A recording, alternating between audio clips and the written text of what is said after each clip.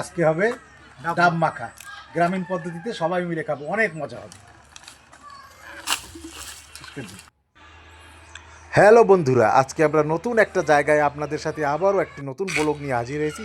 আজকে আমরা করব গ্রামীণ উপায়ে ডাব মাখা। এখন আমরা ডাব পাড়ার পরে ডাবগুলো সুন্দরভাবে কেটে নিচ্ছি। আপনারা দেখতেছেন আমরা ডাবগুলো কত সুন্দরভাবে কেটে নিচ্ছি।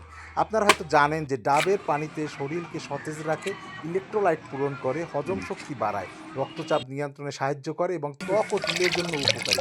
কারণ এতে আছে ভিটামিন সি, পটাশিয়াম, ম্যাগনেসিয়াম ও অ্যান্টিঅক্সিডেন্ট থাকে, যা রোগ প্রতিরোধ ক্ষমতা বৃদ্ধি ও ওজন কমাতে সহায়ক। তাই তো ডাব বহুমুখী উপকারী একটি ফল।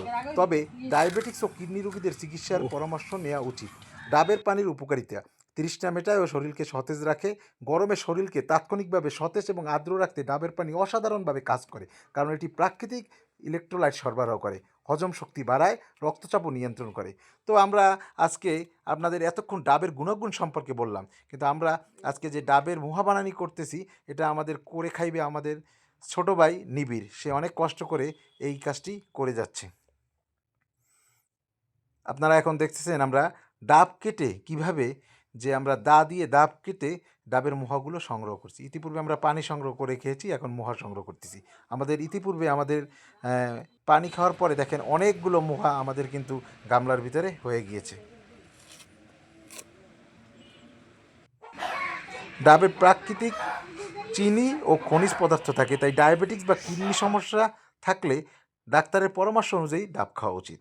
ডাবগুলো আমরা এখন আমাদের যে গ্রামীণ শিলপাটা, সেই শিলপাটাতে আমরা সুন্দরভাবে ভালোভাবে পিষিয়ে নিচ্ছি, যাতে ডাবগুলো আমরা একবারে মিহি করে ফেলতে পারি। মানে গ্রামীণ উপায়ের এই সকল যে সিস্টেম আমরা ফলো করি, আমাদের যে প্রাচীনকালে দাদা দাদি বা নানানিরা করে গেছে, তাদের কাছ থেকেই কিন্তু আমরা এই খাবারগুলো শিখেছি এবং এই থেকে আমরা এখনও এই সুস্বাদু খাবারগুলো আমরা খেতে পারতেছি। এটা শুধু গ্রাম বাংলায় সম্ভব, এটা কিন্তু আপনি শহরে করে খেতে পারবেন না।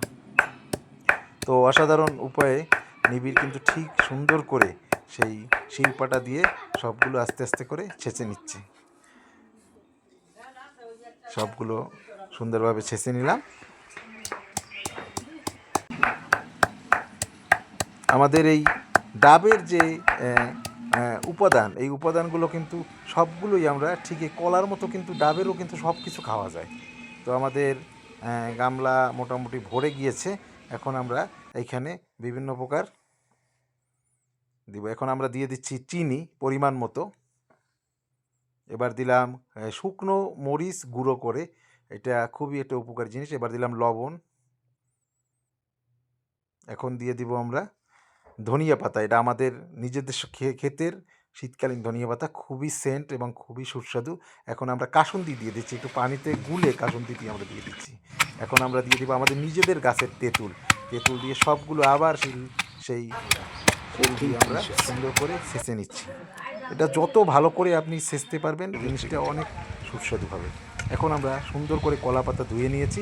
ধুয়ে নেওয়ার পরে সুন্দর করে এটা বন্টন করছি সবাই। এটা আসলে কিন্তু অনেক মজাদার একটা খাবার, যেটা আমরা সবাই মিলে দেখেন আমরা কেমনে খুব দ্রুত সুন্দরভাবে খেয়ে নিচ্ছি। ধন্যবাদ সবাইকে।